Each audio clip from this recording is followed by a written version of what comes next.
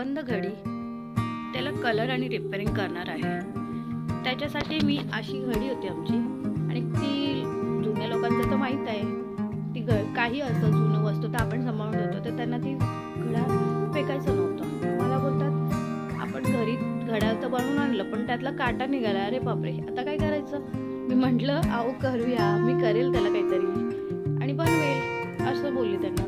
म्हणून त्याला मी ते खोलून घेतलं आणि नंतर तो काटा प्रेस करून म्हणजे लावून घेतला आणि नंतर अशा प्रकारे तो घडी खोलून मी घेतला आणि नंतरला जो माझ्याकडे एक ब्राऊन असं शाईनवाला कलर होता, मग तो मी पूर्ण घड्याळाला लावून घेतला। नंतरला त्याच्यावरती मी ब्लॅक शेड लावून घेतला, मग खूप सुंदर वाटत होतं। म्हणून त्याला खाली खाली वाटत होतं म्हणून मग मी व्हाईट कलर घेतला आणि त्याच्यावरती फुलं काढली आणि अशी लाईन देत गेली। त्याप्रमाणे असं मी घड्याळ तयार करून घेतलं आहे आणि ते आधी घड्याळ असं एकदम डल वाटत होतं। याप्रमाणे हे डल घड्याळ आणि आत्ता जे बनवलेलं घड्याळ ते खूप फरक वाटत होता, तर मला तर खूप आवडलं आहे। तुम्हाला कसं वाटलं? घरात काही असेल असं बंद वगैरे बनवून बघा, ट्राय झालं, पडलं तर चांगली गोष्ट आहे।